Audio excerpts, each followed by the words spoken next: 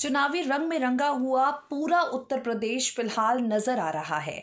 जैसे जैसे पहले चरण के मतदान की तारीख नजदीक आ रही है, वैसे वैसे सूबे में राजनीतिक सरगर्मी बढ़ती जा रही है।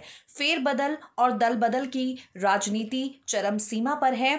अभी भी बसपा की बात करें, सपा की बात करें, बीजेपी का जिक्र करें या कांग्रेस की चर्चा करें, ये तमाम बड़ी पार्टियां हैं जो ये सोच रही हैं कि कोई ऐसा बदलाव कर दिया जाए जो सामने वाली पार्टी पर भारी पड़ जाए।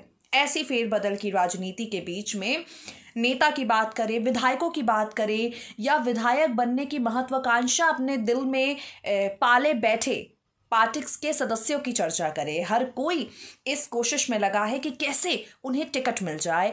और अपर्णा यादव यूपी की राजनीति में इस वक्त एक बड़ा नाम बनी हुई हैं। हालांकि अपर्णा ने कोई चुनाव नहीं लड़ा है, कोई जीता नहीं है, उन्होंने सिर्फ अपना दल बदला है और इसी के चलते काफी चर्चा का विषय वो बनी हुई हैं। जहां एक तरफ अपर्णा यादव के सपा छोड़कर बीजेपी में जाने के बाद ये दावा किया गया कि वो टिकट को लेकर महत्वाकांक्षा अपने मन में पाले बैठी थी। उन्हें लखनऊ की कैंट सीट पर ही चुनाव लड़ना था, जहां से वो साल 2017 में चुनाव हारी हैं। वहीं से वो चुनावी मैदान में उतरना चाहती थी, जिसे लेकर समाजवादी पार्टी तैयार नहीं थी और इसी के चलते उन्होंने समाजवादी पार्टी को छोड़ने का फैसला किया। अब सामने आई हैं रूपाली दीक्षित। रूपाली दीक्षित इस वक्त एक बड़ा नाम इसलिए बन गई हैं क्योंकि उन्होंने महज 3 मिनट के अंदर अखिलेश यादव को टिकट देने के लिए मना लिया है। अब रूपाली दीक्षित का इंटरव्यू हुआ है। रूपाली ने बताया कि 3 मिनट के अंतराल में आखिर अखिलेश यादव के साथ उन्होंने ऐसी क्या बातचीत की जो अखिलेश उन्हें टिकट देकर बीजेपी के सामने उतारने के लिए तैयार हो गए।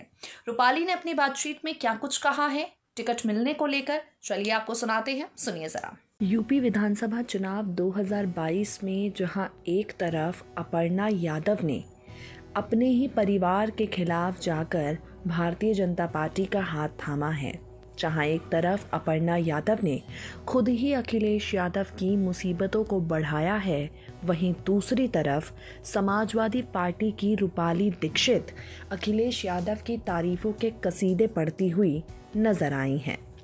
समाजवादी पार्टी की रूपाली दीक्षित का कहना है कि उन्हें फतेहाबाद से विधानसभा चुनाव का टिकट लेने के लिए पार्टी अध्यक्ष को मनाने में केवल 3 मिनट का समय लगा। उन्होंने अखिलेश यादव को भारतीय जनता पार्टी के एक उम्मीदवार ने ठाकुर समुदाय का अपमान किया। एक वीडियो क्लिप में दीक्षित के पिता की बेइज्जती की, जो फिलहाल हत्या के मामले में जेल में बंद है, ये वीडियो दिखाया। दीक्षित ने कहा इस अपमान का बदला लेना चाहती थी। रूपाली दीक्षित सपा के साथ जुड़ चुकी हैं, चुनावी मैदान में उतरने के लिए तैयार हैं। उनका कहना है कि वो जातिवाद में विश्वास नहीं करती और सभी समुदाय के गरीब लोगों को सरकारी योजनाओं में पारदर्शी और उचित आवंटन चाहती हैं। रूपाली ने कहा, मैं अखिलेश यादव से मिली और उन्होंने मुझसे पूछा कि मैं क्या चाहती हूँ। मैंने कहा मैं भाजपा प्रत्याशी छोटेलाल वर्मा के विरुद्ध लड़ना चाहती हूँ क्योंकि उन्होंने आपत्तिजनक टिप्पणी की और मैं आपको विश्वास दिलाती हूँ कि मैं इस सीट से जीतूंगी। रूपाली दीक्षित ने पहले बीजेपी से टिकट प्राप्त करने की कोशिश की। समाजवादी पार्टी ने फतेहाबाद से पहले जिस उम्मीदवार का चयन किया उसे हटाकर 34 वर्षीय दीक्षित को प्रत्याशी बनाया, जिनके पास ब्रिटेन के विश्वविद्यालयों की 2 परास्नातक डिग्रियां हैं। रूपाली ने पुणे के सिम्बायोसिस से स्नातक की पढ़ाई करने के बाद विदेश में कार्डिफ विश्वविद्यालय से MBA और लीड्स विश्वविद्यालय से MA की डिग्रियां हासिल की। दुबई के एक अंतर्राष्ट्रीय फर्म में 3 साल तक काम किया। रूपाली के पिता अशोक दीक्षित ने 3 बार समाजवादी पार्टी से चुनाव लड़ा, उन्हें हर बार शिकस्त झेलनी पड़ी। फिलहाल साल 2007 से वो जेल में बंद हैं। जब अशोक, उनके भाई और 3 अन्य रिश्तेदारों को एक स्कूल अध्यापक सुमन दुबे की हत्या के लिए साल 2015 में फिरोजाबाद की अदालत ने आजीवन कारावास की सजा सुनाई, तब रूपाली ने अपनी नौकरी छोड़कर भारत आने का फैसला किया। रूपाली ने कहा, अपने पिता की एक कॉल पर मैं साल 2015 में भारत आ गई ताकि अपने परिवार और बिजनेस को संभाल सकूं। वापस आकर मैंने कानून की पढ़ाई की ताकि पिता के मामले में उनकी मदद कर सकूं। रूपाली ने चुनाव लड़ने के लिए बीजेपी से टिकट प्राप्त करने की कोशिश की, लेकिन उनकी उम्मीद समाजवादी पार्टी में आकर पूरी हुई। इस बारे में रूपाली ने कहा, वापस आकर मैंने अपने निर्वाचन क्षेत्र के लिए काम किया, लोगों से मिलना शुरू किया।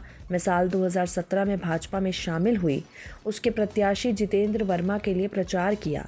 इस बार उन्होंने अपने लिए टिकट पाने का प्रयास किया, लेकिन भाजपा ने पिता की आलोचना करने वाले व्यक्ति को उम्मीदवार बनाया। मैं बेहद परेशान हो गई जब भाजपा ने इस चुनाव में छोटेलाल वर्मा को प्रत्याशी बनाया। इसके बाद मैंने संकल्प लिया है कि मैं अपने पिता और ठाकुर समुदाय के लोगों के अपमान का बदला लेने के लिए उन्हें सबक सिखाने के वास्ते उनके खिलाफ चुनाव लड़ूंगी। अखिलेश यादव ने रूपाली दीक्षित पर दांव लगाया और अपनों से मिले धोखे को उबारने के लिए गैरों पर भरोसा जताना शुरू कर दिया।